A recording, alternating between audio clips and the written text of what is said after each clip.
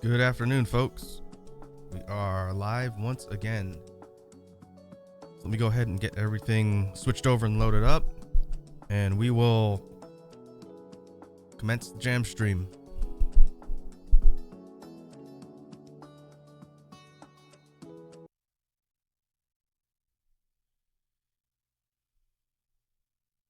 There we go.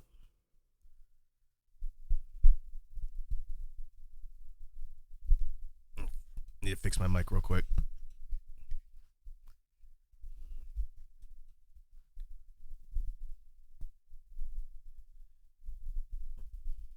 There we go. I need this thing to be right next to my face, but not angled weird so that the mic is picking up in the right direction. All right. Let me put on a real quick loop that I put together right before the stream started, and we'll talk about what we're going to cover today.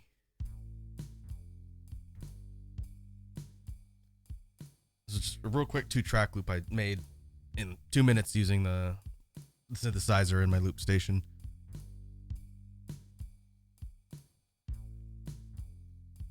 So for today on the schedule in quotes, I wanted to spend some time talking a little bit about genres. So that's going to be the technique and sound theory part of the discussion today.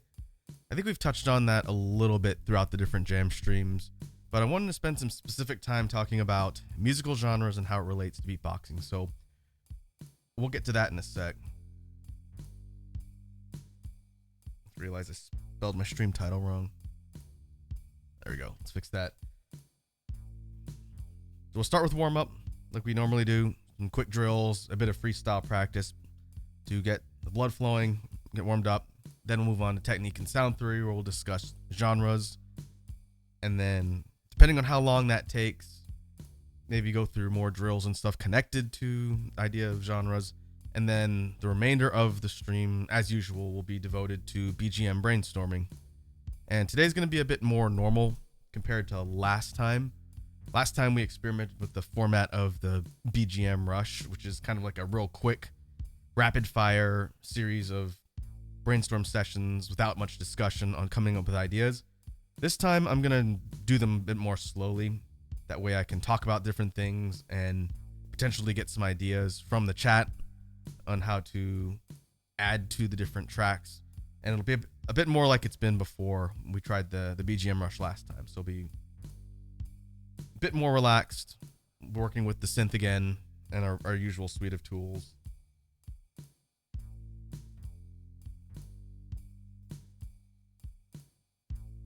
And that should be the majority of what we cover today.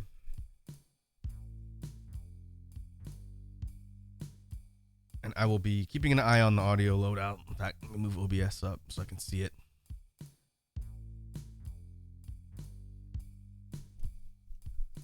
I'll make sure we're not going too loud with the output. Once I start working on warm-up stuff, I'll be able to see if I need to tweak any of the audio levels. So we're not redlining everything, different instruments. We'll go ahead and clear off the placeholder loop. Oh, I just realized my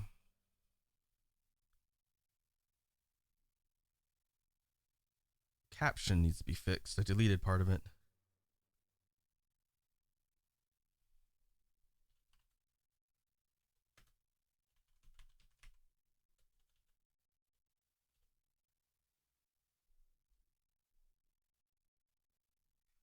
There you go. Should say now practicing. So with that, we will go ahead and get started. Do some warm-ups, get the blood flowing, and we will go from there.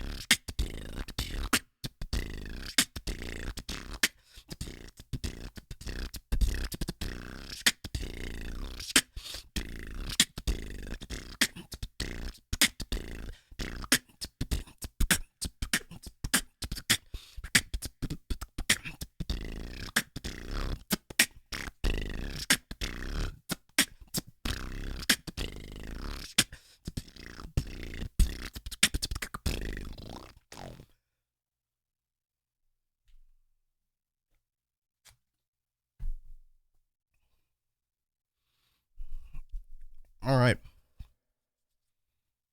Think think the audio levels are roughly where they need to be. As we go, I'll be keeping an eye on the audio readout, but I think for just talking, as long as I'm not eating my mic, it should be audible. And again, as long as I'm not pointing directly at my mic when I'm doing some of the sharper snares, like the PFs or the BGMs, then it should be all right. But I'll keep an eye on it as we go. So let me change the caption and we will go into our discussion on technique sound theory.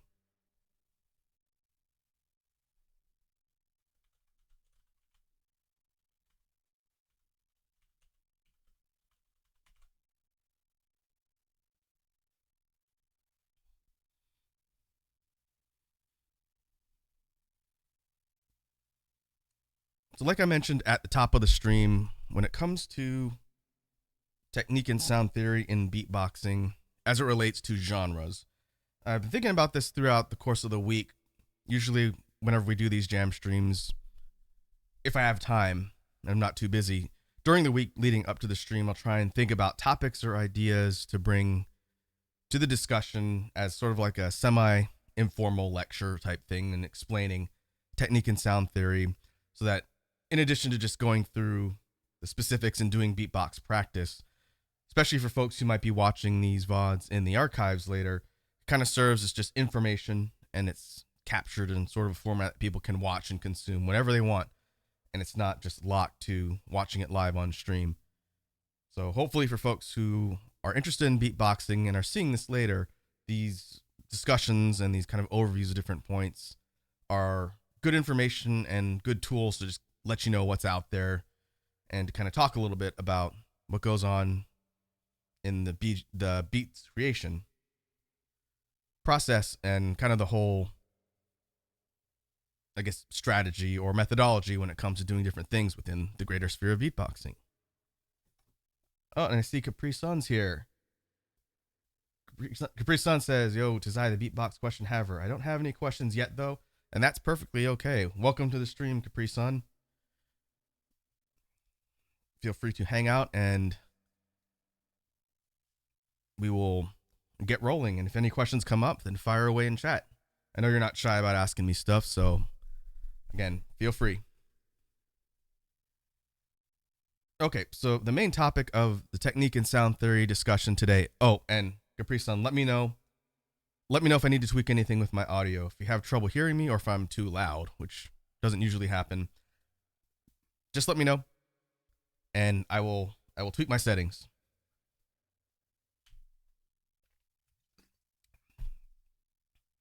Capri Sun says, "I live for these streams, miss them so much." Well, thank you. I know you've been here before. You're no stranger to the streams, the jam streams specifically, but again, good to have you here. And hopefully it'll be informative and or interesting. Okay, so we're talking about the idea of musical genres and how that relates to beatboxing. Not really a completely foreign concept. Beatboxing as a creation instrument or tool does result in music. And anybody who tries to tell you that beatboxing isn't real music is objectively wrong. It might not be the type of traditional music or music that people normally think of, but the idea of using your mouth anatomy to create different sounds and put things together is legitimate music technique. Again, not traditional music technique, but no different than using air and your lungs to blow into a wind instrument to generate a sound, or using your arms to move a bow on a violin, or using your hands to strum a guitar. It's all some variation of input, output that results in music. Capri Sun asks, beatboxing is in the same vein as acapella, right? As far as similar types of music, probably I would say like a mixture of percussion concepts plus acapella when it comes to the generation of certain sounds. And the reason why I say it's kind of in between, that's a good question. It's because beatboxing isn't solely one or the other, and it really depends on what kind of beatboxer you are. Because if it was purely percussion, then you would be doing nothing but rhythm, drum loops, and there'd be no melodies, no vocalized sounds. It would be just straight drum sounds, like a drum kit. But as we've seen before, especially in my particular style of beatboxing, there are a lot of elements you can pull from other aspects of music that go into the tool set. So for me, I do several different types of basses and other types of things that generate sounds that are not purely percussion. So a good example of something that's hard to classify would be a lip roll, right? Something that sounds like, it sounds like a synth, like a bass synth almost. Kind of hard to describe compared to, like a throat bass, just a whoa, whoa, whoa, whoa, whoa, whoa, whoa, whoa, whoa. That's clearly a bass type sound. But if you're thinking about it from an instrument perspective, it gets a little bit hard to just put things in one bucket versus another bucket. Because acapella, I guess they consider the rhythm parts of acapella groups all part of the whole thing. So beatboxing is very much similar, I guess. It really depends. But some people, and this is why I bring it up, some beatboxers out in the scene focus on the more melodic aspects of the tool set. So a good example would be P-Wad, who I think is from Uruguay? He's from South America somewhere. Really talented dude, but he uses a technique called vocal bass, which I'm not too good at it. I've talked about it a bit and need to practice it more, but it creates melodic sounds that can be used to like harmonize, and you can do all sorts of different things to create a more song and note based type of construction as opposed to like heavy basses and drops. It's very different. I'm not a melodic beatboxer at all. The Prince, who I haven't talked to in a minute, I know he's around, Prince Lemon, he also does a bit of melodic beatboxing stuff because I know he sings, and so he works that into his tool set a little bit more. And so depending on what your focus is in beatboxing, it's a neat art form that you can customize it to whatever you want. And that's why I wanted to talk a bit about music genres today, since depending on your preferences, the type of music you're into, it's definitely going to inform how you sort of shape your style and the type of beatboxing songs, as it were, you'll gravitate towards creating. Capri Sun says, on the topic of lip rolls, sounds like a little frog. It is a cool sound. The lip roll is hard to, again, classify. The dry lip roll, the one that sounds like the kind of warbling bass synth, like a frog noise, I guess, that I did. That's the basic one. But as soon as you start to change its mechanics and go from just a dry lip roll, which uses mouth pressure, to an inward lip roll, which uses lip pressure and lungs to breathe in to get a much more intense sound, which is one of my favorites, that starts to skew you towards like the lower, heavier, like bass drop-ish type sounds. So the standard, and I gotta think for a second because I don't do the standard inward lip rolls much anymore, sounds like a really low, like sub bass type sound. It's got a lot of punch from the inward kick on the beginning, and then the sounds like a reverberating sub. But even if you tweak that format just a little bit, and like the one I do is what I've dubbed the quote unquote siren lip roll, just because it sounds higher pitched, and I don't know if that's an official name. It's just what I call the version I do. It pitches the sound up, but just by changing the airway, and so instead of it sounds like goes high, and you can oscillate your tongue a little bit to change the high pitch a little bit, so it sounds like a warbling siren, which is how you get the.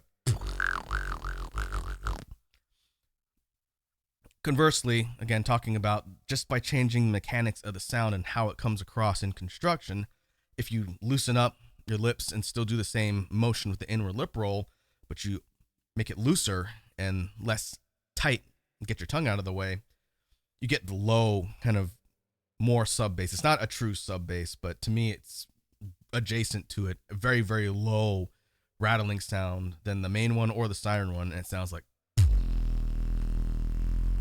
And I'll tell you, if you do that on a mic with a good sound system, you will shake the room. If there's any low end or subs, you will absolutely rattle a room with that low one. And so it's a really fun kind of variation if you're trying to do, as we'll talk about in the different styles and genres, things with low, like heavy drop type sounds, throwing in the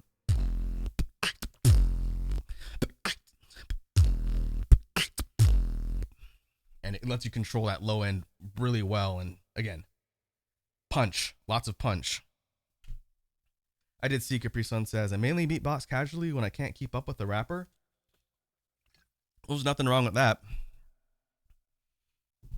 Especially if you kind of try and adjust your mindset to keeping flow and timing the way rappers do, and then using that to adapt meter and learn how to just keep time and beat yourself. It follows similar concepts, and we don't really talk about rapping much at all here on this channel, but when you're rapping syllables and bars in a beat and you're following a beat, and this is something that I've explained to a couple people and they seem to understand what I'm talking about. For the longest time, as a big hip-hop fan and a person who studies a lot of hip-hop theory, initially I thought hip-hop and rapping itself, this is a sidebar, but it is something I like to talk about. When you're rapping bars and syllables in a line for a verse in lyrics, I always thought initially when I was a lot younger and listening to hip-hop that it was kind of freeform the way the rappers match up their raps to the beats. And again, not knowing much about music theory, I just thought, oh, they just listen to a beat and they kind of just figure out where the raps are going to go. In reality, that's not really accurate because no one has an innate sense of meter and keeping time. Some people are more inclined towards it, but some people, like some of the popular mainstream rappers today, can't stay on beat because probably they don't have that skill set as developed. And so thinking about, again, this is just a sidebar, I changed my mindset slightly when it came to writing rap lyrics to think of it more like a percussion track. So you have a rhythm that might be like 1, 2, 3, 4, might be like a 4/4 rhythm, but your raps have to be in time with that rhythm. So instead of thinking of it like musical notes, you're thinking of it like rhythmic notes. So you're trying to time your bars and the cadence of your rapping to the meter of the song, and that's how you're staying on beat. And I know that's what the professionals do, but I'm really curious as to how they learn that. If they picked it up organically or if they have a classical music background, because the same way you adapt a percussion rhythm to a beat and a tempo, which is what we do in beatboxing, you do the same thing when you're rapping. And so even though rap can have melodic parts to it and people have like a kind of vocal range, it's really more of a percussion based instrument when you're actually writing out raps. And I never thought of it that way, and it made a lot more sense. Going back up in the chat, just to make sure I'm not missing the chat. Capri Sun says, tell me how to do that one, please. Stepping back like a few minutes. I'm assuming you were talking about the low lip roll, inward lip roll, right? If so, I can talk a little bit more about the mechanics of that one. That way, it's a little more clear. So if that's the one you're talking about, I will do that in a sec. And then Capri Sun says, you remember how I recorded, how I beatboxed with the tongue clicking thing? I do remember that. Has that been working? I think you were working on developing a sound and you gave me like a sample of what it sounded like. So that's good. If that's been working and you've been able to develop that and listen, especially if you do kind of like a before and after of where your sounds start and how they develop, then you can see progression, which is what I always tell people. You can see progression from start to finish if you just work at drilling mechanics and just practice over and over again. It's repetitive, yes, but that's the way it works when you're trying to build any sort of skill or proficiency. Anyway, so let's talk about the low inward lip roll. This one is a little bit tough because it's very difficult to just learn this one on its own. I did the inward lip roll first before the dry lip roll just because I could not get the regular lip roll to work until I got a real fine, or not fine, a small tweak recommendation from a beatboxer I was studying under, and then I got the regular lip roll really quickly. So I would recommend, and it's good because Capri Sun, I've mentioned this earlier up in the chat, the dry lip roll, if you learn that first, then the inward one is a lot easier. But it's going to be a little bit more difficult to learn the dry lip roll or basic lip roll just because it's a very irregular type of movement. So let me talk through what that means, and I'll explain how it connects to the one that Capri Sun is asking about. So again, the dry or basic lip roll is the one that sounds like, and that's done using, there's no lung pressure here, it's all mouth pressure, but the mechanics of it is very unusual. Like, nobody walks around doing that motion, which is why it's difficult for people to learn. But it starts in the corner of your mouth. So the first thing you want to do is pick a side of your mouth, and I need to be careful how I explain this because you can't see physical face here. But you pick a side of your mouth, and usually it's going to correlate towards what side you use for certain instruments. It really depends. I do my inward lip roll on the left, and I think that's because my inward case snare is also on the left. It doesn't use the same muscles, but I think by habit, I just started putting all of my sounds on the left side. But here's how you can kind of start, and this is what I learned after trying to figure this out for a long time. It took me like a year of messing around with this before someone told me I was doing it wrong. So what you're gonna do is create a kissing noise using the corner of your mouth on whatever side you pick. For Capri Sun, if you want to do it on the left side just because that's the way I'm explaining it, that's fine. But either way, just pick a side and then stick with it for the remainder of your time practicing. If you try and switch sides back and forth, I don't know anyone who does that. I can't do a lip roll on my right side. I can only do it on the left. But you're going to start by sort of squeezing the corner of your mouth where your lips touch, and you're going to make a kissing noise, which will sound like, and keep the right side of your lips closed. Don't tighten them really hard, but just keep it closed so you're leaving a gap of air on the left, and then use that small area to create like a kissing noise. It's gonna look and sound and feel very unusual, but the motion of just using your mouth pressure to kind of create a little bit of suction to create them, that is using the muscles in the spot where the lip roll comes from. And a lot of it is muscle training and endurance. So again, you start doing that, and over time, just keep practicing that over and over again until you start to hear the sound change. And again, this is a little bit of a difficult thing for me to explain because I'm not good at teaching things that I took a long time to learn, as it were. If I was standing in front of you showing this, it'd make a little more sense. And one thing I recommend to everybody, since I'm not a certified teacher in beatboxing, look up tutorials on how to do a basic lip roll. It'll explain what I'm talking about in visual detail a little bit better. But basically, you're going to keep doing that kissing sound until the sound starts to change. And you're also going to slowly focus on dropping your jaw a little. Because just by doing the sound by itself, just the doesn't do anything, but eventually it'll start to kind of reverberate a little. And then once you can feel that, you want to slowly, not dramatically, don't drop your jaw like 3 inches, but just slightly drop your jaw down, because it creates this opening that lets your lips reverberate more. And as you get more strength in just drawing the air into that little tiny crack between your lips, it'll start to vibrate. And when it vibrates, that's how it goes from you can hear a little bit of vibration on it. It's very subtle, but the more you practice that, and trust me, it will change eventually. I didn't stick with that long enough. I thought I was just doing it wrong. But as your lip strength kind of gets better in it's upper lip strength in the corner, that's how you get it to slowly switch and transition over while dropping your jaw to the.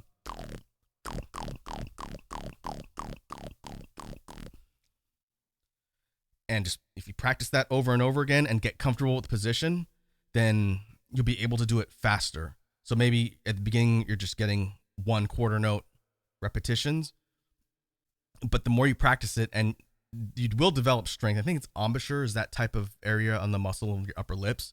It's connected to the part of your lips that brass players develop when they're playing an instrument, but it's in the corner, which is not what brass players use at all. I don't think anyone uses the corner of their mouth. But you keep doing that sound, and eventually, once you start to get the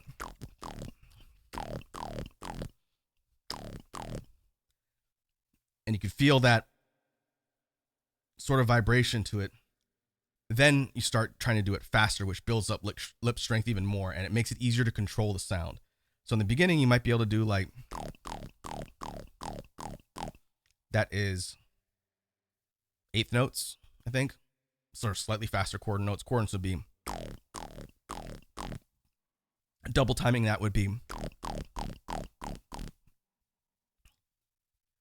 and then one thing that's a bit more advanced, but is good practice, and Capri Sun, I wouldn't worry too much about this now, but if you eventually pick up the lip roll sound, here's something I'd recommend to try, is practicing lip roll chains, which if you do the normal motion using a little bit of mouth pressure to get the air inwards, you can also expel a little bit, and it's not going to create the same sound, but if you keep the position and just expel air outwards instead of pushing it in, you get a sounds like a fart, but it's the same thing, just outwards.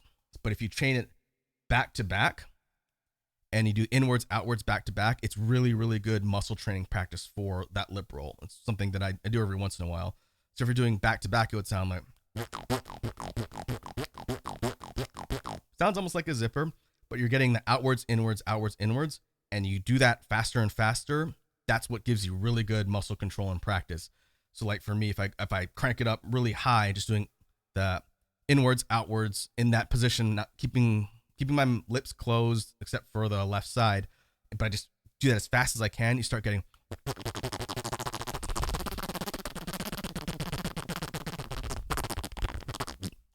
And so that's not super useful on its own, but it's really good practice for getting control for lip roll type stuff. And even if you're doing it like eighth note pace,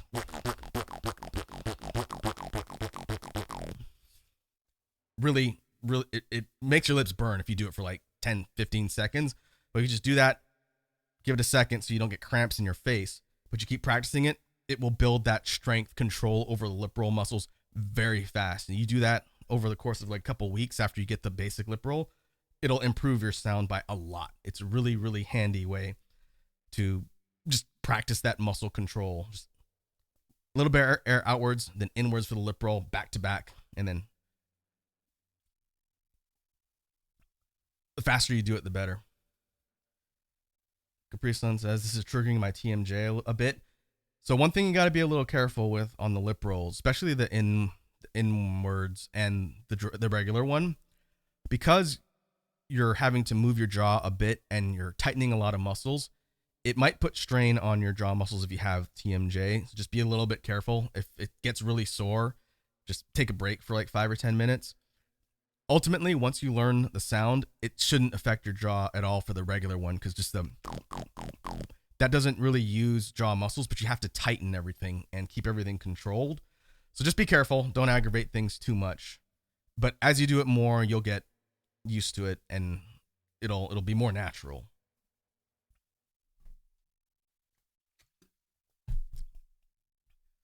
But the basic lip roll is a tough sound. I would say that's a late intermediate type of sound to learn. But to loop back to what Capri Sun was asking about with the inner lip roll.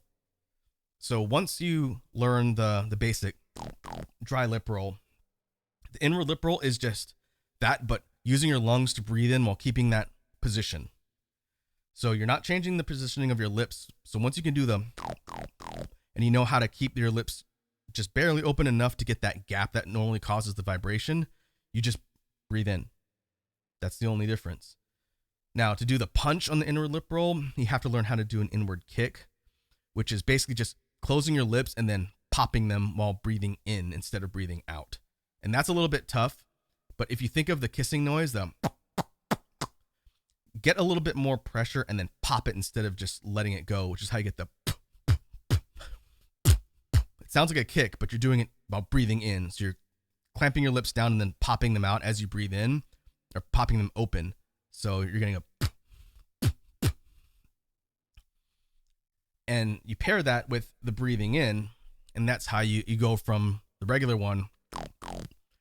You clamp down to give yourself a punch at the beginning, then you breathe in all at once, and then that's how you get the. It's a bit weird to do, but if you know how to do the regular lip roll, it's just getting that pop at the beginning and breathing in with your lungs instead of just using mouth pressure. That's the main difference. And so that's why I recommend you learn the dry one first, because I didn't do that and I had to figure out all the positioning for the inward lip roll without having the basic lip roll, and that was tough. I did it, but it took a lot longer.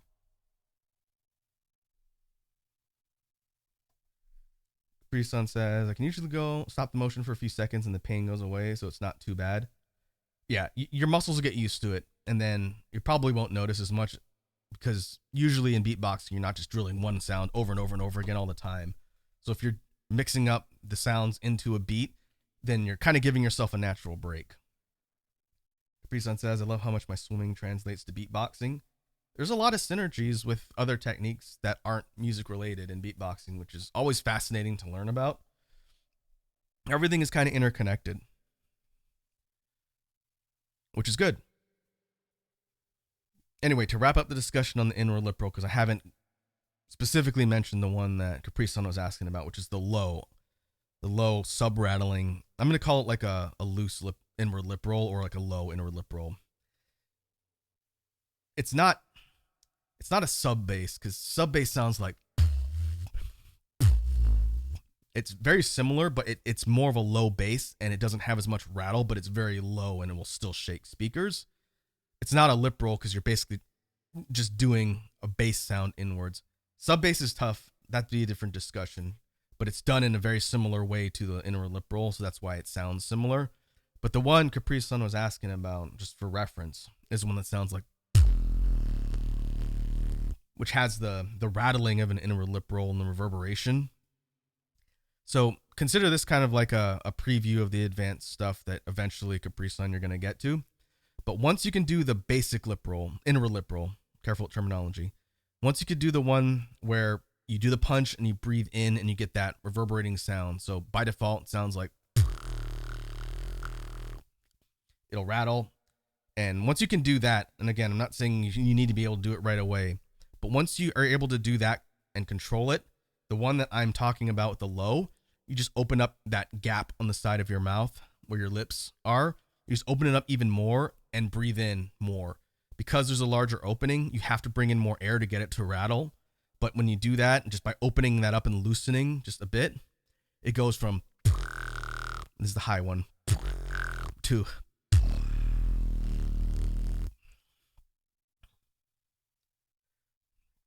and so the switch from the regular inward lip roll to the low one is super easy. You just loosen up and open the spot up and bring in more air.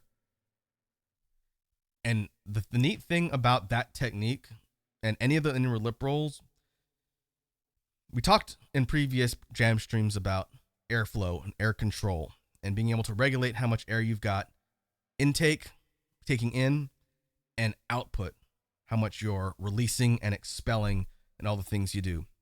If you're working on a beat that has a lot of moving parts and you're expelling a lot of air, mixing in the low inwards lip roll is a great way to get more air because you take in a huge amount of air due to the opening being more relaxed and the fact that it takes so much more air to get it to rattle.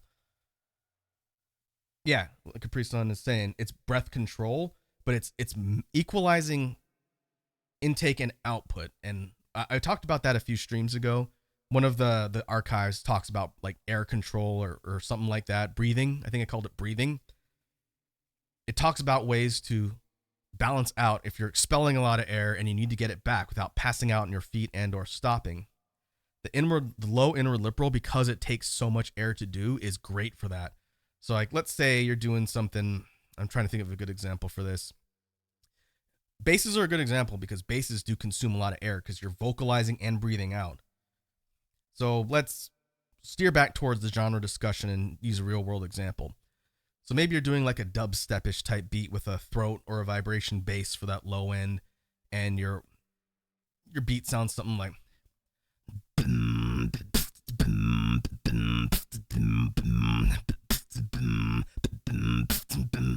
and if you do that on its own, you're going to find your air is depleting pretty rapidly. I didn't stop to breathe really anywhere in there. Just the bar from start to finish is burning air as you're breathing out. Because you're creating the vocalized sound, you're doing all of the instruments like the hats, the kicks, the snares, everything is taking air away from you. But if you take that and then we switch in between the measures and add the low inward lip roll, here's how it breaks up and changes your airflow supply. So again, we start and go.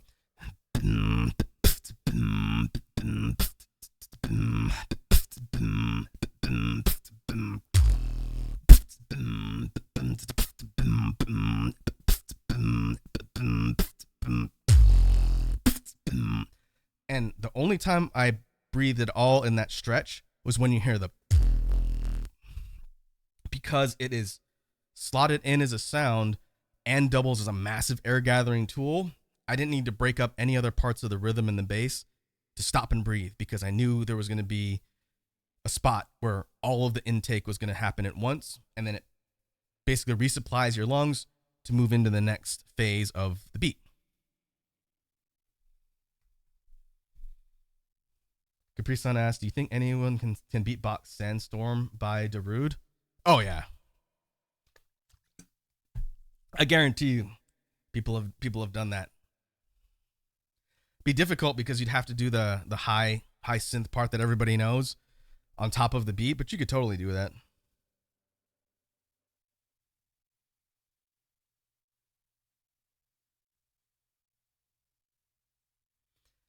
It will largely come down to ability to layer and whatnot.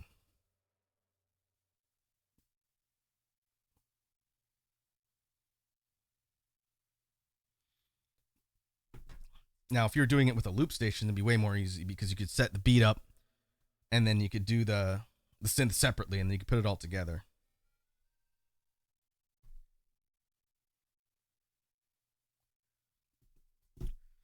But anyway, let's tie back up to the whole topic of genres. It was a good sidebar discussion, so thanks for asking the questions, Capri Sun.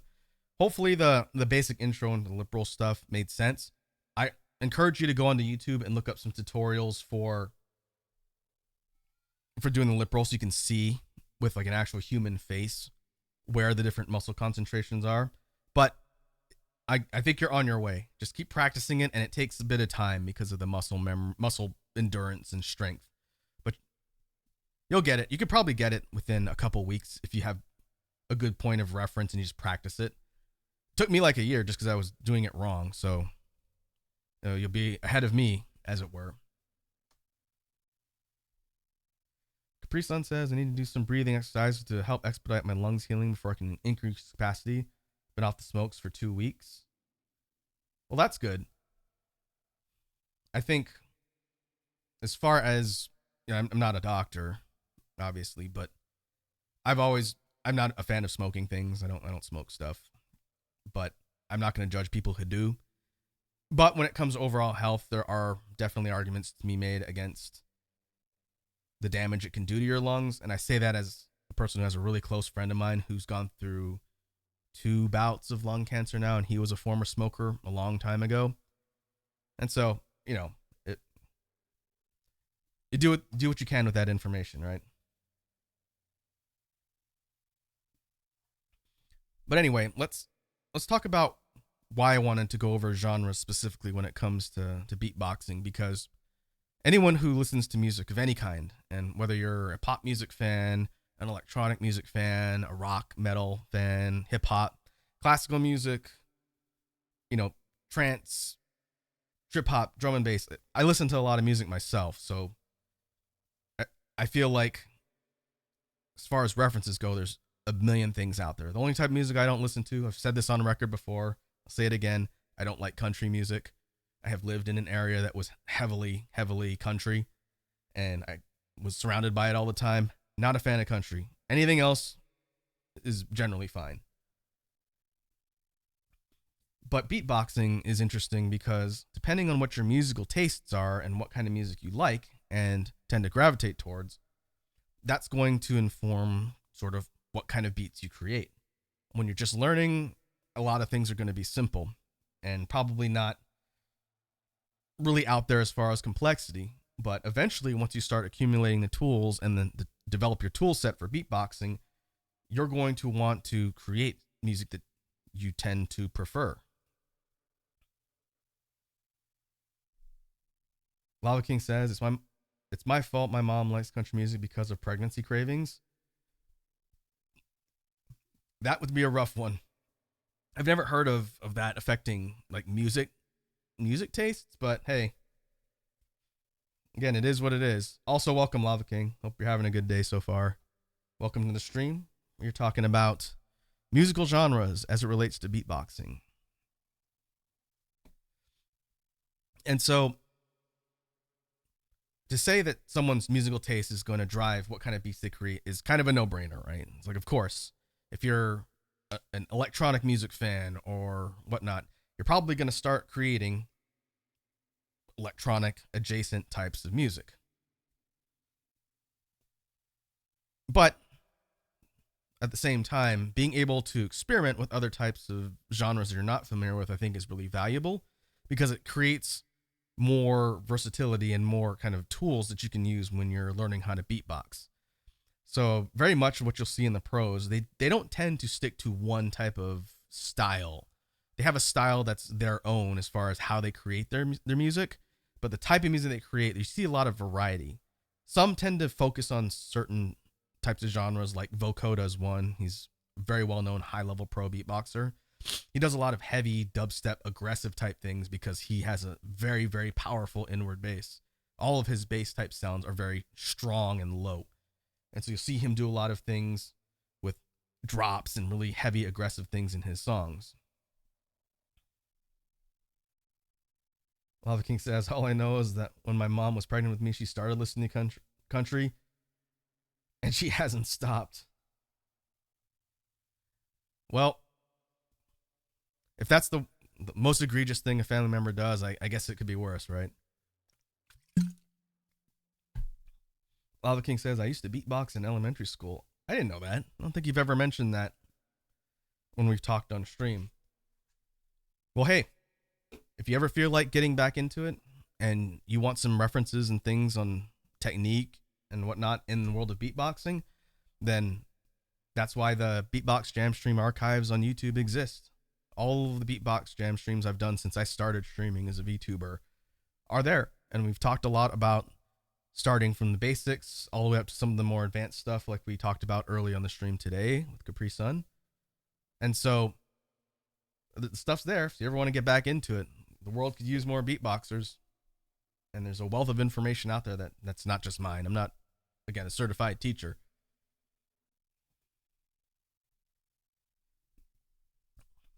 Lava King says, nah, man, I put beatboxing away like I did with my rapper name. I didn't know you had a rapper name either. We're learning a lot about the Lava King lore. But if you're not interested in it, then of course, I'm not saying you got to suddenly become a beatboxer again. But I just think that's interesting because you never mentioned it. But hopefully the stuff we talk about here is at least interesting. Maybe it has context because you got a bit of background.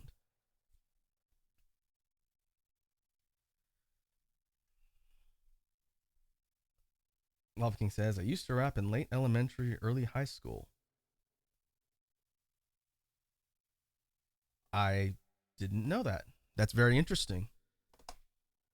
Maybe we should do a cypher sometime. We can get a bunch of people from the community that know how to rap. You dust off the cobwebs and get back in the game. Lava King says, Mixmaster Thunderstorm is retired. Mixmaster Thunderstorm. That was your rapper name, huh? MMTS. That's kind of a long name to memorize, but I guess it would stick out in someone's memory if you had to remember. But that's cool. I'll keep you in mind if I ever need a collab partner for a rap project I'm working on.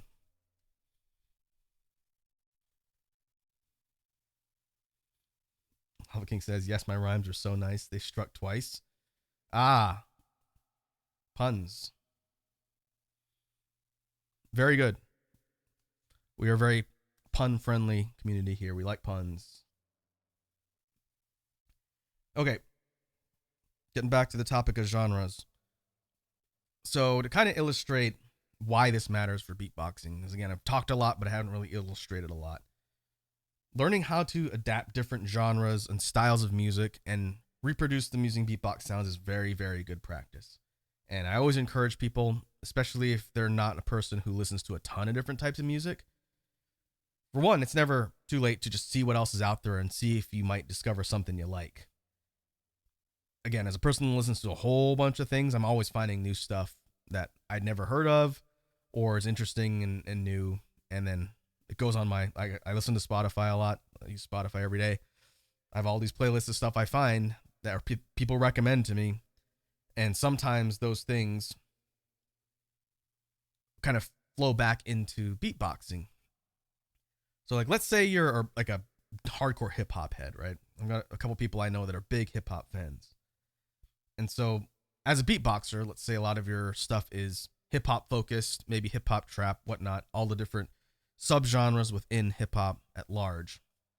And that's the type of beats you work on and construct. So like a real typical, in quotes, hip hop type beat, just at a basic level, you might have something like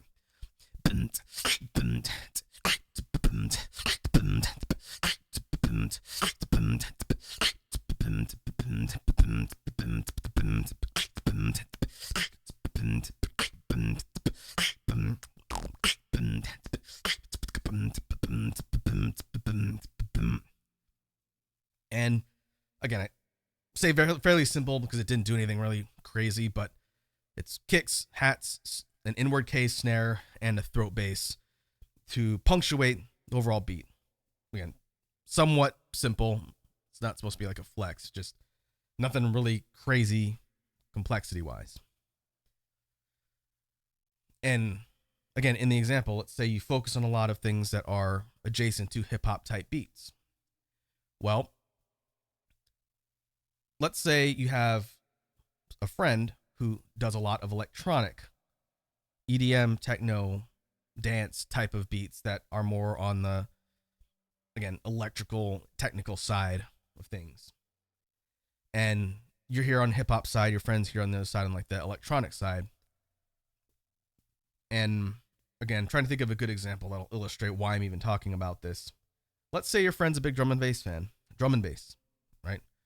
And one day you hear your friend doing a drum and bass type beat, and it sounds radically different in its complexity and composition from what you know on the hip hop side. Lava King says, "Hey, Rock, have you checked out No Straight Roads?" That sounds familiar. Someone else might have mentioned that, or maybe you did in another stream, but I have not. If you want to explain what it is, then maybe I can look at it later. Or link it in Media Share too. If you want me to check out something, then Media Share is the best place to put something in front of my eyes so I can see it. Oh, it's a music game. A rock fights EDM, huh? Neat. That sounds like an interesting premise for sure. Ah, okay. Similar, or I guess similar vein to Hi-Fi Rush. I gotcha. Huh. I will have to keep an eye out for that. If you have like a video or something on it, throw it in Media Share. I'll take a look.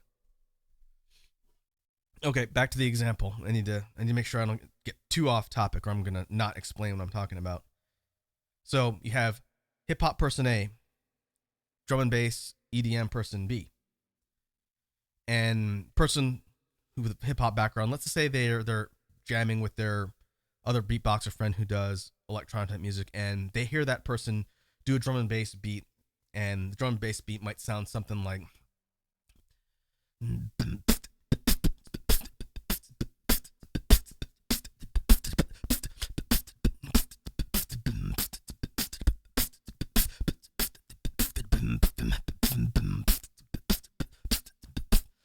Again, very simple, improvised, stereotypical drum and bass beat. But for the hip hop person, I think the first thing they're going to pick up on just listening to the other person is speed. Okay. Drum and bass tends to be fast. Not all, but a lot of drum and bass is very fast because the beat is a bit more simple. But it changes the complexity by sort of filling things around the beat, and then the bass in drum and bass tends to be a lot of kind of heavier, low end stuff. But it's a very different sort of feel and vibe from the hip hop type style we talked about before. And so the hip hop person might listen to their friend doing this drum and bass style and go, that is very different. It sounds very different in construction, in style, complexity to what I do. And to me, one thing that stands out in the two examples is the speed, first and foremost. Like I said, the ability to do fast things is something you got to practice for in beatboxing. But some genre styles, depending on what you gravitate towards, are going to facilitate that more because it's more typical. There's fast hip hop, sure, but that doesn't tend to be on the beat side so much as like lyrics and actual construction for the vocals and the speaking parts in hip hop. I could probably think of a couple examples of hip hop songs where the beats themselves are relatively fast. But if I were to compare that to drum and bass, which I could think of a bunch of drum and bass songs that have like a high BPM, they are pretty rapid and pretty fast. And so the hip hop person might say, well, that's really interesting. I don't really know much about that genre. Maybe I'm going to go learn about it. And maybe this person finds out they like it and want to incorporate things from that other genre into their music and start fleshing out the type of beats that they create. And so the idea of being exposed to a lot of different styles shows you different things that you can kind of pick and pull from the different styles and incorporate into your own, instead of being sort of pigeonholed into just one style or genre of music. And even within a quote unquote genre, you could find things that really have different sounds and how they're generated. Capri Sun says, why did that remind me of Emo Kid by Andrew and Andrew? I don't know. That's a good question. don't know how I feel about invoking emo kid imagery, but we do what we can. But to kind of build on what I'm saying when it comes to the genres and styles within a genre, let's say a drum and bass person whose specialty is drum and bass type beats starts checking out dubstep type stuff. Again, that's a really easy example for me to kind of compare. Drum and bass and dubstep have a lot of similarities, but style wise, they're pretty different. Some can be kind of aggressive with their drops, but usually like stereotypical dubstep, like, old Skrillex and stuff like that. The genre's evolved a bit, I know. I'm being a little bit general here just for discussion purposes. But dubstep tends to focus a lot on certain aspects of dubstep, not all, but the ones that I've listened to a lot of have a lot of heavy drops, really heavy aggressive drops, low basses, a lot of synth, and tempo wise, yeah, they tend to be relatively slower in tempo compared to drum and bass, but not true in every case, I know. But for the sake of the example here in the discussion, a drum and bass person could say, hey, I didn't realize that there are a lot of these parallels in dubstep. Maybe I want to incorporate some of those like heavy and aggressive low things or whatnot into my drum and bass loops. Or if you take it one step further, you have style or genre switches within a beat that you're creating, which is something I've done. I think everyone's probably done at some point once they get comfortable with beatboxing. But, if you think of like a drum step song, which combines dubstep and drum and bass, you learn how to create transitions within your routine to go from one to the other, and you make it as seamless as possible so that the person listening to it is seeing all those switches in real time, and it creates a more dynamic approach to the song. So I guess if we try and Frankenstein some of these together for, again, example purposes, maybe we're starting with something slow on the dubstep side. So maybe we're going for like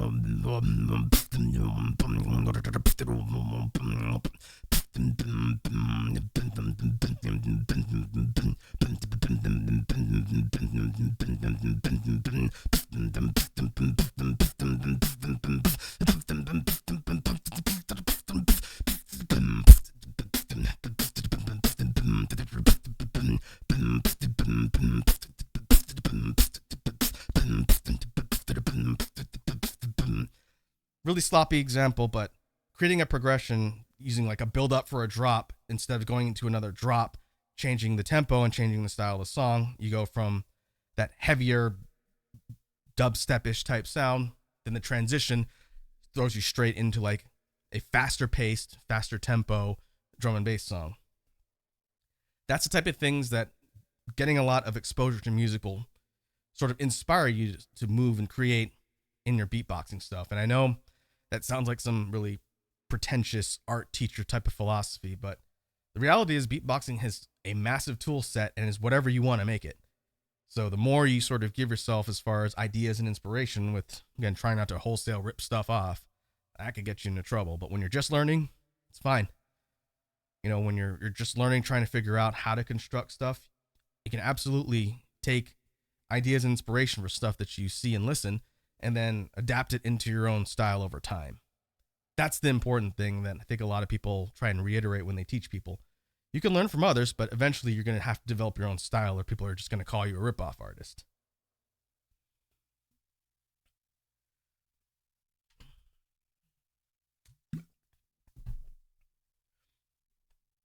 Capri Sun says, art teachers are the best though. I've never had an art teacher I didn't fully vibe with. I have never really taken art classes. I'll be real with you folks. The stuff that I do, like art-wise, is stuff I've just learned on my own. I didn't really enjoy like the real in the weeds art theory discussion stuff. I probably would get more out of it now, but when I was younger, I didn't really like it so much. But the approach of the good art teachers should be all about, giving students tools and encouraging them to use those tools to develop their skills and develop their own styles and whatnot, exactly like we're talking about here. And so to kind of wrap up the whole discussion, the technique sound theory discussion about genres, my advice to anybody, I can say anybody regardless of whether or not you're an aspiring beatboxer or just a person who's listening for the sake of interest, see what's out there when it comes to music. And some people aren't music people, I get it. But if you like music, then finding stuff that's out there and maybe trying to step outside your comfort zone can only really lead to interesting things. You'll find stuff you don't like, but I guarantee you the stuff that you do like will be interesting, and I think you'll be better for it. Maybe when we get to, well, I don't know when I'm going to have to shoehorn that in. I'd like to do a music discussion stream with you folks sometime where I kind of talk about recommendations and things that I think people would vibe with that I've found. Still trying to figure out a good format for that, but it's something I'm trying to do because there's a lot of things on like the Japanese music side that I'd love to share with you people. There's a lot of things on like the other non-Japanese music sides of different genres. Like, again, just for people who may not have heard me talk about it, I listen to a lot of hip hop, underground stuff, more so than mainstream, older hip hop. I listen to a lot of electronic, higher energy stuff like dance, house type stuff, dubstep type stuff. Big fan of trip hop. It's one of my favorite genres. Rock, alternative, and especially metal. Big fan of metal. I do like more arranged type things, a lot of video game soundtracks. I don't listen to a lot of classical music by artists, but I do like classical music. And so I feel like I could pick things from all those different genres to recommend that people might want to check out. Capri-san says, what about J-pop? I listen to all types of Japanese music. Everything under the sun. Whether it's pop music from the 70s and 80s. I started listening to Japanese music in the 2000s. So a lot of my initial exposure was stuff that was in the 2000s. But major pop artists, indie artists, electronic artists. I'm a big fan of the Japanese rock scene. I've listened to a lot of bands that are under the style of Visual K. That's another one I'm sure people hear about. But Visual K bands, regular bands, metal bands, electronic groups, hip-hop groups. I listen to a bazillion artists from the Japanese music scene specifically. I could talk for hours, literally hours, about Japanese music. It's one of my biggest passions. The problem with trying to make content around recommending things to people is copyright is really, really restrictive. Here on Twitch, it could, on the broadcast side, maybe less or so for the Japanese stuff. But if I want to put things on YouTube, I can't put like videos or music or anything in there. So it'd have to be like all references and stuff. Maybe in a slideshow format. I talked about doing PowerPoints for stuff like that, where I present the information and point people towards resources, and then you can go look up stuff that's out there already. Because if I put it up myself, I will get copyright flagged to hell. But yeah, anyway, to Capri-san's point, Japanese music in general is something I'm really into. So if you ever want to talk about it, then feel free to hit me up on Discord. I will gladly talk about it at length. Capri-san says, do you like crap? Me too. Larkin Seal's awesome. Great band. They've been around a while. Good old Hyde, the vocalist, is quite the interesting fellow, but the band itself has created some phenomenal music. I've been listening to those guys for a couple decades now. But yeah, Japanese music is one of my biggest passions, so I am always willing to talk about it if anyone wants to talk about it in another forum. Capri-san says, they had a song in the original Full Metal Alchemist anime. Yeah, that was Ready, Steady, Go. That was also a really good song. That's on my karaoke list. I need to find an instrumental for that one. But yeah, I know how to sing that one. It's a fun song. All right. So let's move on to BGM creation. We've talked quite a bit about technique sound theory, and hopefully it was an interesting discussion. But let's go work on some actual music.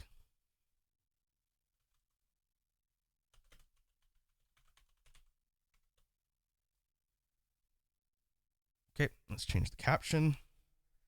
So here's how we're gonna do the BGM brainstorming for today. I mentioned at the top of the stream, it's gonna be similar to the way we've done it on most of the streams recently. Last time, a couple weeks ago, when we did a jam stream, I tested out a new format for BGM, and I'm just gonna explain it here in case people didn't hear me talk about it before. And that one is called a BGM rush, which is a more fast, rapid fire, put ideas together and try and create a track as quickly as possible, and then move on to the next one, and then do several in a sequence, and then we get back together and talk about them. What I usually do outside of that format is I will put together ideas for a track using my synthesizer, which is currently off. I'll turn it on in a sec. Using my synth and the loop to come up with the idea and structure for a track. And then I'll do all that because I can't talk while I'm actually doing it because I have to turn my mics off. Otherwise, it creates buzzing feedback. But after I create the basic structure of the song, then I turn everything on. We get back together to look at the different sections and think about things that we can tweak and change. And usually I'll look for feedback from the chat and throw out the opportunity for people to name the tracks and whatnot. So that's the format we're going to do today. I'm going to work through the skeleton of a track, put it all together, and then we'll get back together and talk about it, and then move on to the next one, and we'll see how many we can get done today. First one I want to do, I had this idea that I was kicking around yesterday, and I want to try and get it into a recorded format before I forget. I want to do a kind of more chill, down-tempo type track. Maybe try and pull in some trip-hop elements, which I'd like to put in a lot of mine. The last chill release I did earlier this year, Neon Night Lounge, was one of my favorite projects that I worked on. There's a lot of trip-hop influence there. And so I don't want to get too crazy with it everywhere, but I'm thinking more chill tempo, maybe try and make it sound quite so dark and ominous, which I've done a lot on tracks, but keep all those ideas together and then maybe smooth it out with some jazzy-ish type instruments and then see what we get. So that said, I'm going to turn the synth on. You're going to hear a little bit of a pop, and then I'm going to turn off my boosts and start plunking around with things on the synth so you'll be able to hear the different pieces of the track as I kind of loop them together and then start repeating them. And if anything is weird with the volume, it should be okay. I'll keep an eye on the readout, but if the volume is weird, just let me know, as I can see the chat. But you're going to see my mono wig out since I have to look over here. My synthesizer's right next to me. But yeah, it should be interesting. So let's see what we can come up with.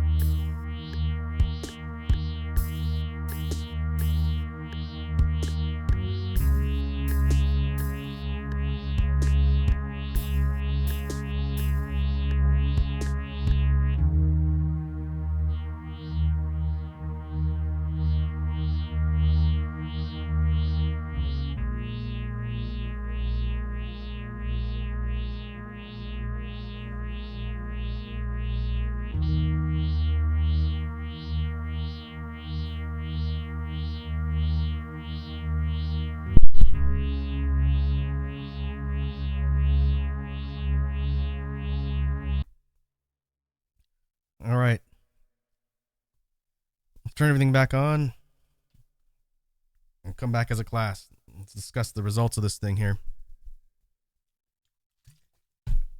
Capri-san asked, what's your thoughts on hiding images in your music as sound? My girlfriend said an artist she followed put pics of their cats in the song, which could be turned back into an image via computer. Seems like a really cool process. I don't know how that works, but if it's not difficult to do from like a mixing perspective and an encoding perspective, I think that'd be interesting. Kind of like Easter eggs for people that can take the tracks and figure out stuff that's hidden in there. I think it's a cool idea. Okay, let me equalize everything so I know how loud to make everything while I'm talking.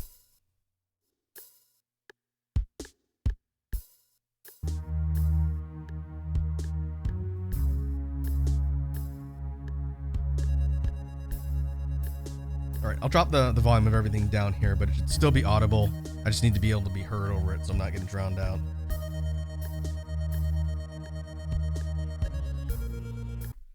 Okay, so our plan of making something kind of smooth and chill and down-tempo did not happen. And I think the thing that set us on that path was the bass line. This thing ended up being kind of a slower electronic song, but it definitely sounds more kind of dark and ominous, which again, that's something that happens a lot in my songs, whether I realize it or not. So I'm trying to be careful. Capri-san says you're gonna drop a beat on it, or you mean you want me to drop a beat for you? Because I'm gonna start playing through each section in a bit. But if you want me to play the track out because you want to like spit some stuff over it, then I can do that. If you're asking if I'm gonna spit something over it, I didn't plan on it. The point of the discussion is to kind of dissect each thing that we created and see if there's anything we can do to tweak it or add to the track.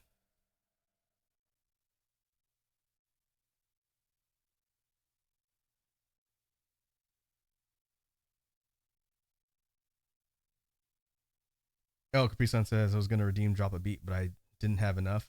I see.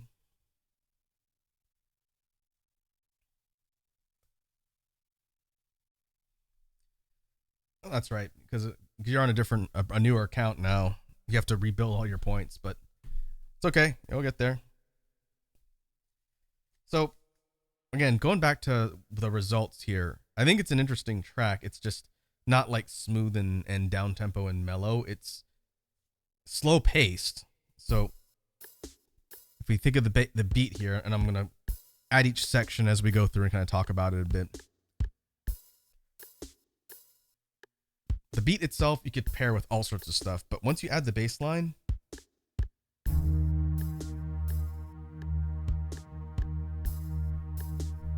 and the bass line is just two instruments this time. That's the second half of it. I'm gonna wait for it to repeat.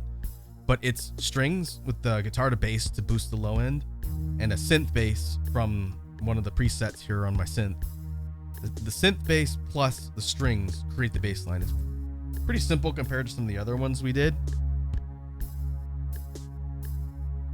but it creates this kind of meandering slow pace, but it sounds kind of ominous and dark. Maybe because I use black keys for the notes and we step downwards. But once the first high synth comes in,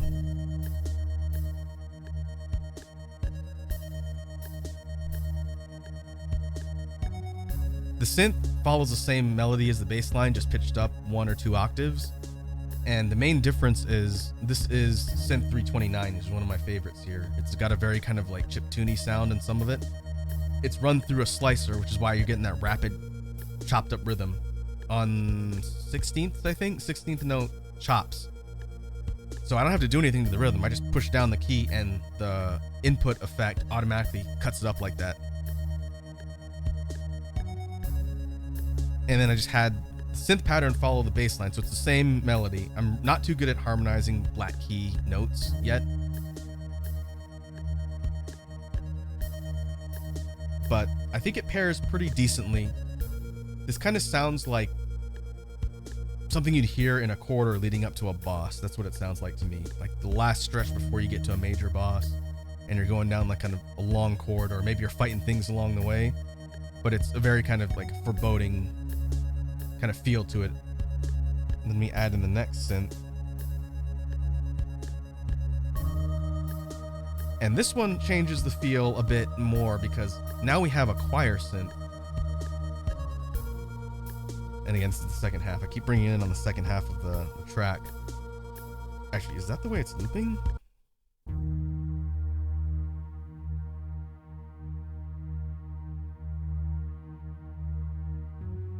No, okay. I don't think it's looping that way. But the choir synth makes it sound a bit more kind of ceremonial, I guess. So before you add that in, it sounds like kind of like Capri-san is saying, it sounds like you're being guided towards something or you're going towards something. But then when the choir synths come in, the whole thing sounds much more kind of like ritualistic, almost like you're in some sort of church, which is not what I originally planned, but I thought pairing the choir synths would be interesting, since I've done that on some of the kind of more synthwave-ish adjacent type of things. But this follows the same pattern as the high synth. Same notes, it's just a different instrument. And then I layered it. I did one layer with the notes, and then I dropped it down an octave with the same choir synth. So you have two sets of voices. You have a high and then a mid. And the last one is kind of like a filler sound that comes and goes. This is a tenor sax run through a filter, which is how you're getting that oscillating kind of warbling sound. But it only comes in on the first half of the melody, both the bass line, all the melodies, then it goes away. Well, it doesn't go away, in fact it repeats, which might be a problem I might have to fix later. So when it drops down to that lower section in the second half of the melody, this one is just repeating. I should have left it empty so that it only repeats the first half. I might have to fix that later.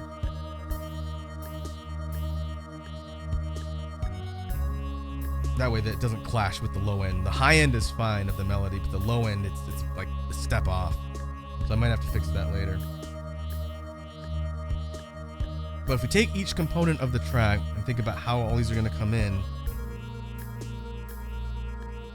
let's go ahead and start from the beginning.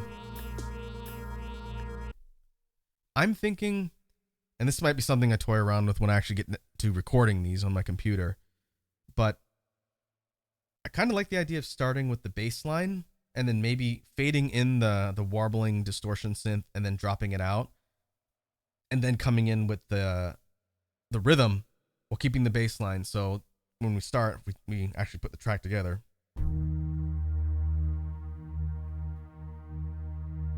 And this gives the listener kind of this open, like unobstructed glimpse of the main melody you hear through all the different sections.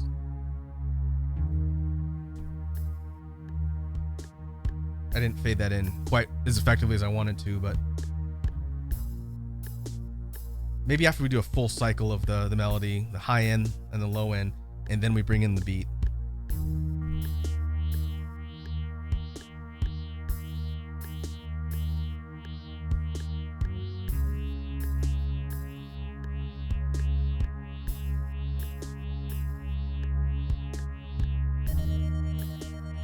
Then systematically we add each synth in order. So this is the high being added, and we let it repeat.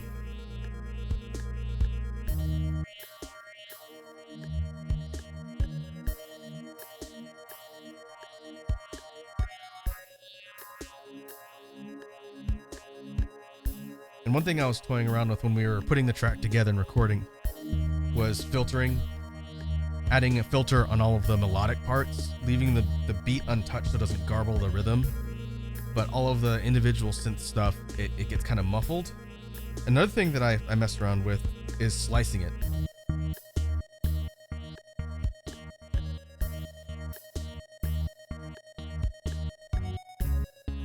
So similar to the way the slicer on the input track chops up whatever input's coming through it, at the track level, you can do the same thing for every track the effect is affecting. So this is quarter notes, and everything except for the rhythm is being broken up on the 1, 2, 3, 4, 1, 2, 3, 4. Oh, there we go. Wasn't doing the high synths.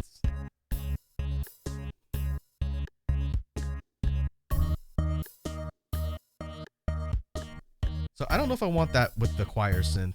It kind of sounds like these people that are singing are being like punched in the throat repeatedly as they're trying to sing, and it's not necessarily the effect I want.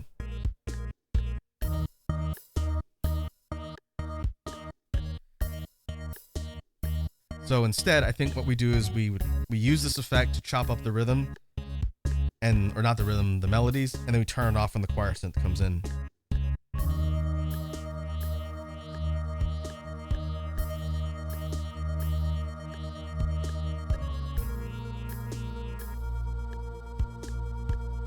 and maybe use it as kind of like a transition.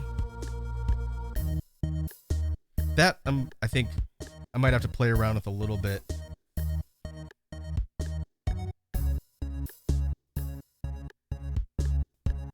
But when we were putting the track together in the individual loops, I messed around with different frequencies of the slicer. Again, this is quarter notes, but if we kick it up even faster.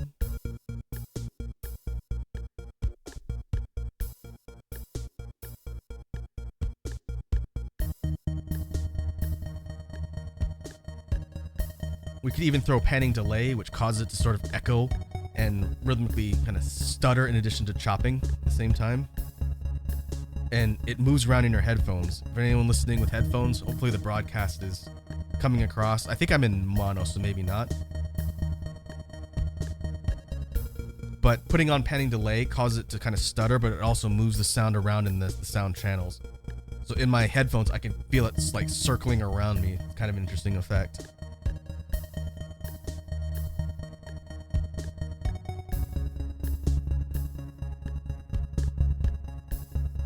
Yeah, so you might not be able to hear the sound channel switching, Capri Sun, but on the recorded version, it'll be recorded in stereo. So the final version, you'd be able to hear it on headphones. Assuming we kept something like this. You could also up the frequency. This is 8th notes. This is 16th. They get starting to get a little bit muddy. Kind of interesting because of the bass, actually. It makes the bass really rapid. If we up the bass just a little bit in the mix.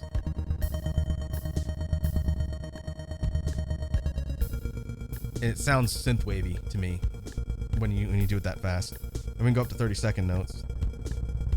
And it just sounds like mush.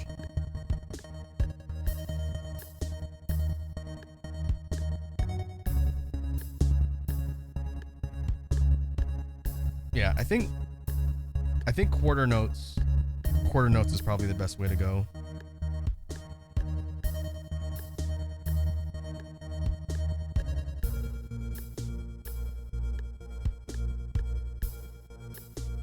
Let me turn everything off.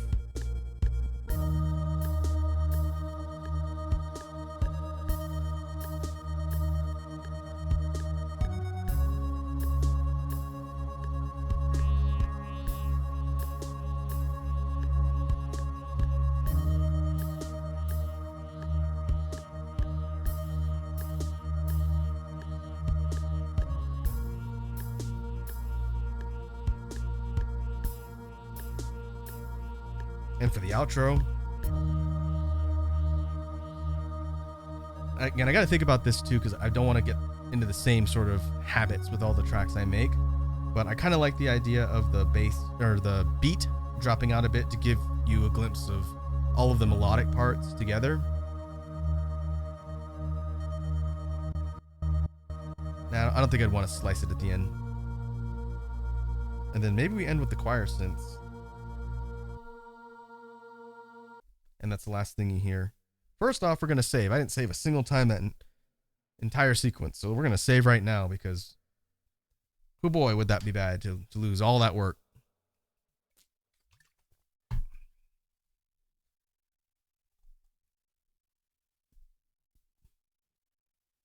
Yeah, thanks for the save reminder, Capri Sun.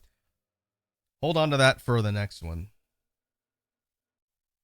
We got this one captured. That's good. But for the next one, especially once I finish recording and I come back, I'll usually try and remember. I didn't this time. I'll try and remember to save, but feel free to remind me because I have lost my work on stream before. It is very embarrassing and not good when that happens. But I think we have a functional track. Again, I got to think of a little bit on what order I want everything to play. But I like the idea of the slicer and the pan to mess around with the sound channels a bit. I think the composition, maybe I'll fix that warbling synth a little bit and give it a slight tweak later so that it doesn't clash with the lower part of the melody. But before we move on for this one, and I'll turn everything on for a minute.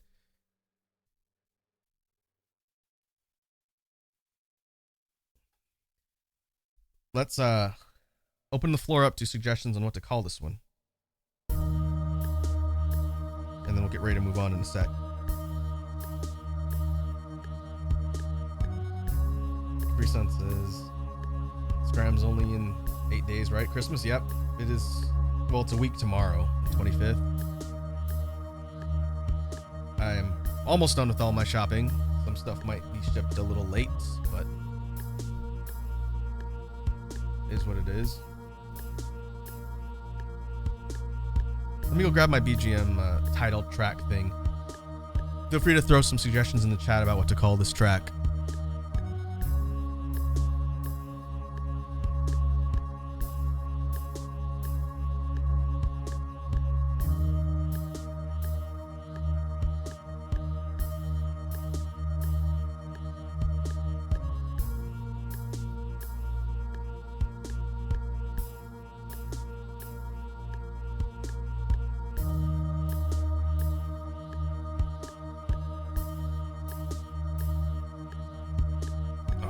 Find this file. I haven't pulled it up in a while.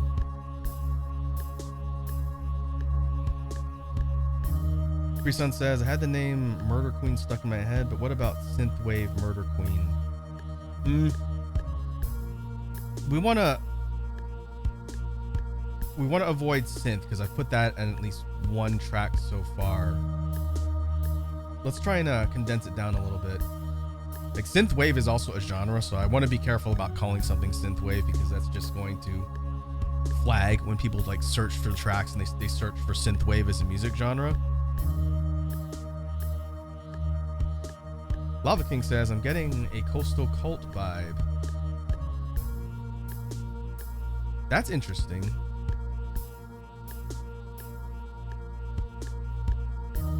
Coastal cult. Let me think for a couple of the tracks. I don't think we have the word cult, but I'm working on another one that has the word occult, like an occult ritual in it. So let's see. We could, and I think to Lava King's point with the choir synth, I think that's what makes it sound cultish. I definitely hear that. If you didn't have that in there, it would probably be a bit more like just regular futuristic electronic sounding. But here's what we'll do, because again, I want to make sure I'm not overlapping titles with other things.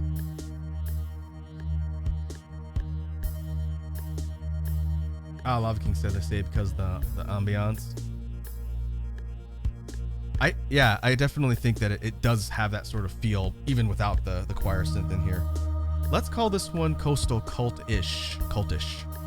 We got a play on cult-like and cultist, because that'll set it apart from a different track I'm working on. Where's BGM 4.0? And I think I could probably do some things with the order and the mix to really kind of capitalize on that feel of this like unusual or unnatural ritualistic group. This thing could function as a Halloween track, kind of similar vein to the Blood Moon Rites tracks we did in October. So I'm gonna put this one down here.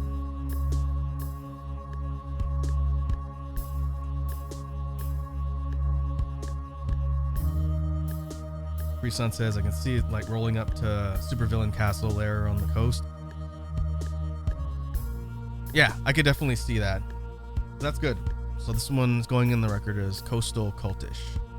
And I'll just keep this minimized. Okay. Let's do a final save. Move everything into a new track. Lava King says, yeah, I'm useful. Of course. That was a good idea. I don't know when these tracks are going to be part of a release, but wherever they pop up, probably BGM 4.0 maybe, but you'll be able to see that. Just like I know Capri Sun has named at least one track before. I let them know that it was a while back, but one of the tracks Capri Sun named is part of the releases, so like a little bit of internet history for you.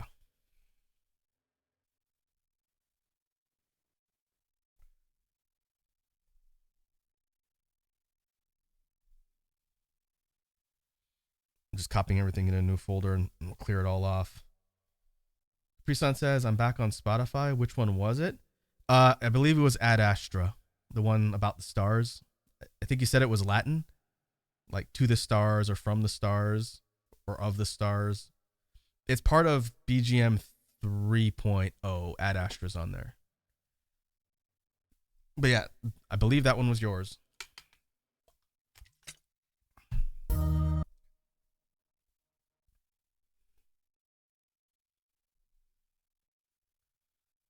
Okay, just blanking out this loop file, and now we're going to start the whole process over, and we're going to do this again from the beginning.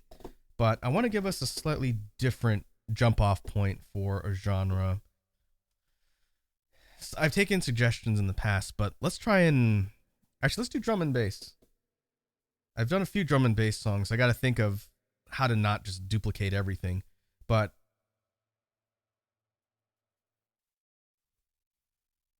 I think we can go for something a bit faster. Maybe we try and get some heavier, more aggressive bass in there. But let's see what we can do with like a drum and bass type track.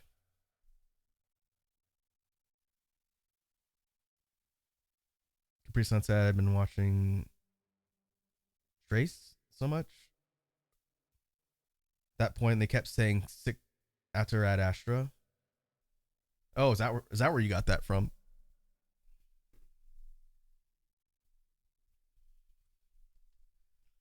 All right. So I'm going to turn off the mic boost. Oh, Trace. Got it.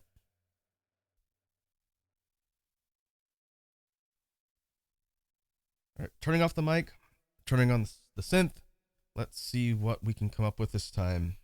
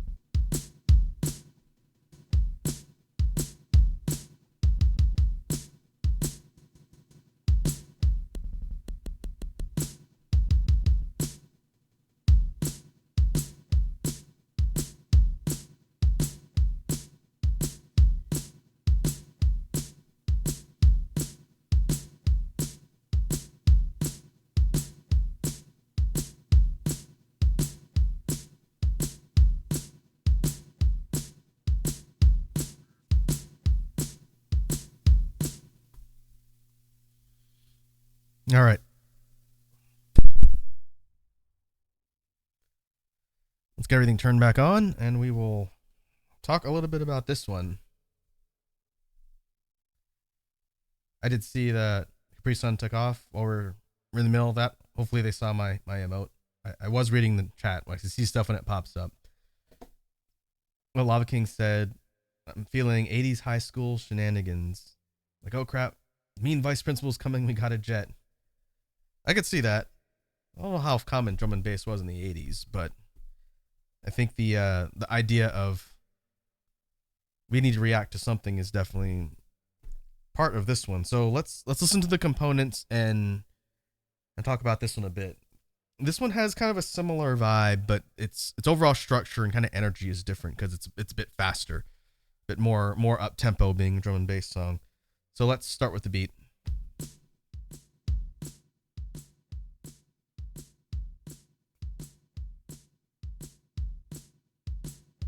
And to your point, Lava King, just the beat on its own does give me kind of like 80s movie vibes. I'm not exactly sure why that is.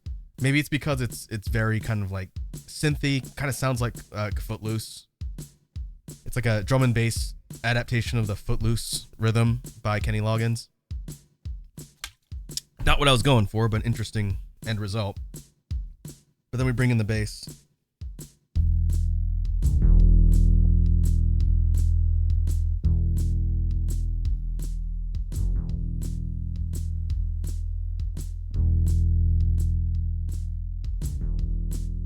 Now for the bass on this one, I started low. This was on black keys, but this is on.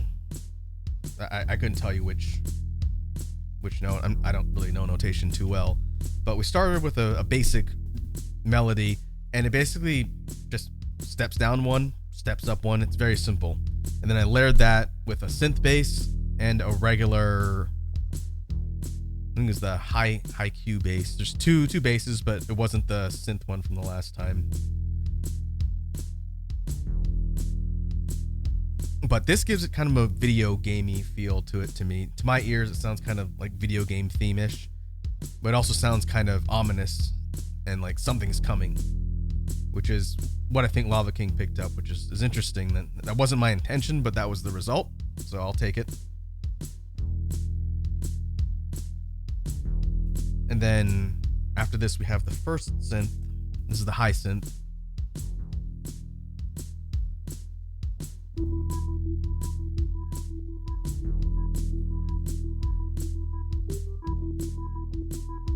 So this one uses a combination of filter and slicer, which is a same combination from one of the tracks we did on the previous one of the loop tracks, but I switched around the parameters a little bit, so it doesn't really sound the same. This is a flute? No, this might be a synth 329 again. But this adds kind of a more kind of urgency to the track. It sounds like there's danger.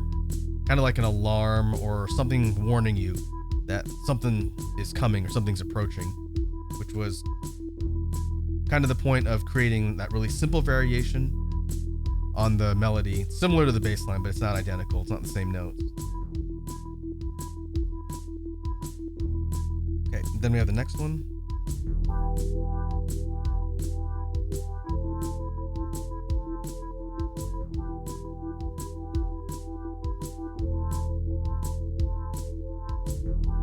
So this is a filter plus, this one might have been the flute, but it's a filter distorted high synth with a little bit of kind of oscillation to it, and it's meant to sort of accompany the first high synth and kind of sit underneath it. It's just two chords. It's one and then two, and then just repeats over and over again. And then the last one, this one I think I want alternating with the other two synths. These wouldn't be played at the same time, because this one is two chords, but it goes up.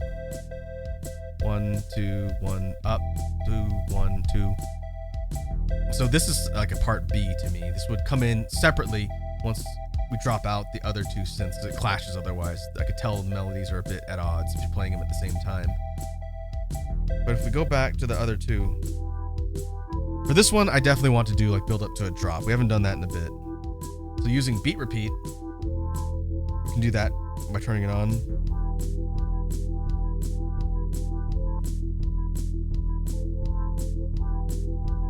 So this is going to cut it in half, I think, and then we just step it up.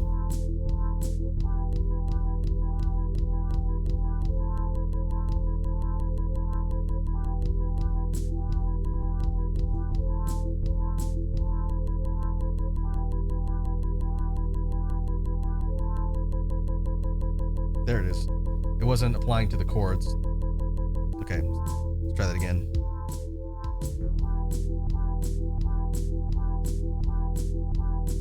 A little faster.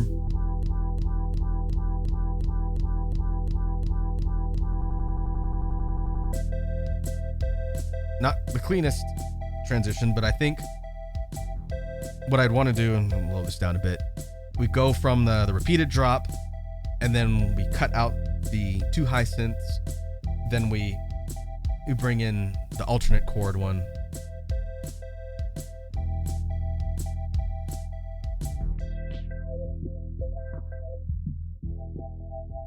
We can mess around with filter transitions to sort of muffle everything out as well.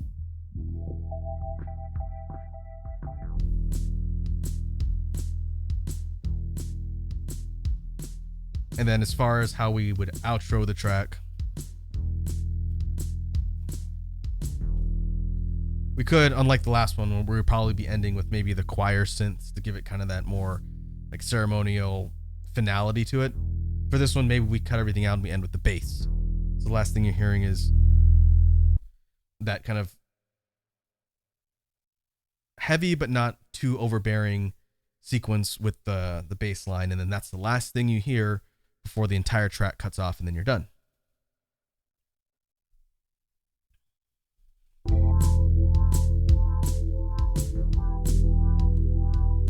So this one, I think this one is very kind of different in feel, but it's in the same vein as the last one. I think it's interesting. Not really the drum and bass track I thought I was going to make. I wanted to go for something a little bit heavier, but that's fine. Hey, Edward's here. What's up, Edward? Seems like I haven't seen you in a while. Hope you're doing well. We are starting to wrap up, but you can at least see the track we just finished putting together on the jam stream today. This is a drum and bass adjacent type track.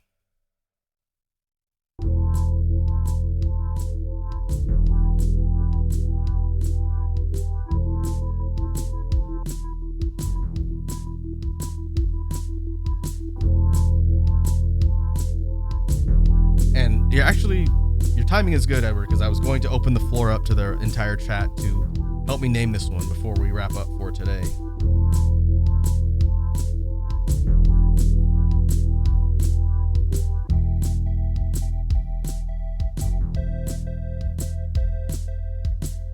Okay, let me drop this down a little bit so I can...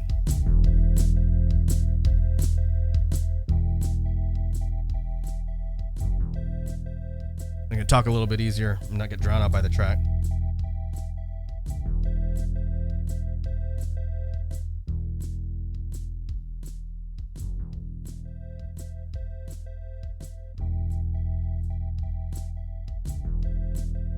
I think the bass line is a little bit loud comparatively, but hopefully you can hear me now. But yeah, so for this one, kind of more of an ominous feel to it. It's a bit more up tempo than the last one I did, which was also kind of ominous.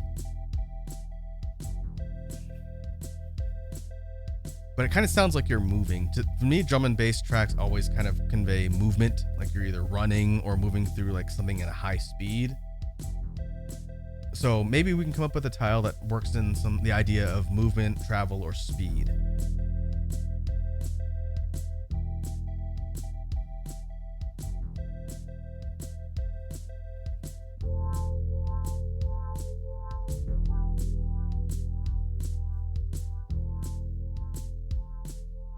Make sure I got my notepad here too.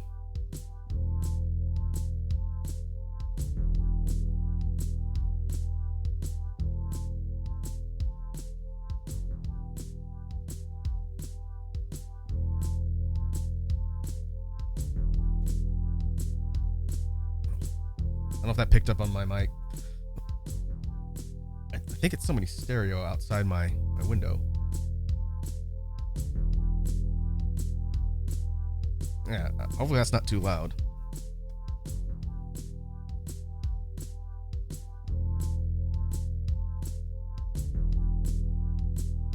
One of my initial thoughts, I don't know if this helps guide people towards a potential idea, but I thought about putting like Speedway, some sort of Speedway as part of the title. Not by itself, because I think that's a Eurobeat song. Edward says there's a what in your window? Now I was saying someone driving by my building, my window's open right now, and I could hear their stereo on my headphones. And it was like some bunch of weird sound effects that were coming from their stereo. So I was hoping that didn't pick up on the mic.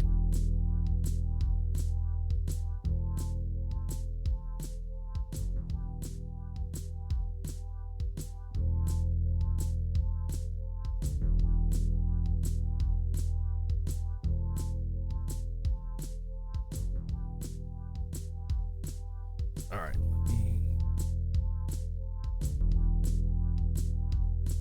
Let's take a look at one thing before we get ready to wrap up. I'd kind of come up with some ideas for this one too, as far as the name goes. If nothing's jumping out at you folks, I'm not going to put you on the spot. But maybe I'll adapt Speedway into something. We'll see. This one's going to go on the list of tracks for an upcoming release. I don't know when or which one.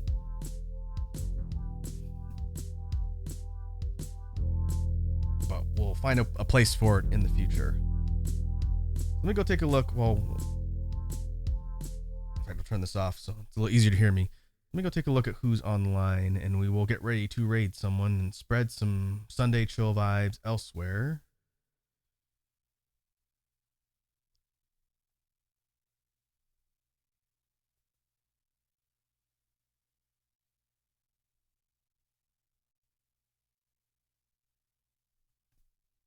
Edward says, I feel like I'm not as good as this as I used to be.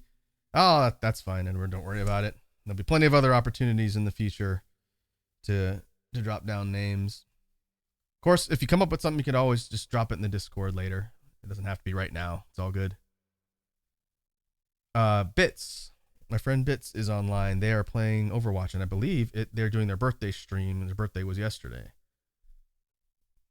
So let's go raid the Burb. So let me go ahead and go mute this. And we'll go to outro.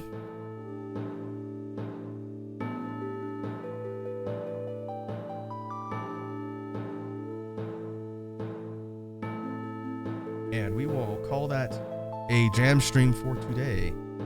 Thanks again for everyone who came and hung out. Hopefully the discussion on beatboxing and beatboxing type stuff was interesting. We will be back next week. I haven't figured out my schedule yet. I think we might be going Tuesday, Thursday, Saturday instead of Tuesday, Thursday, Sunday. I have to figure that out. But we'll be picking up on the various things we've been streaming game-wise.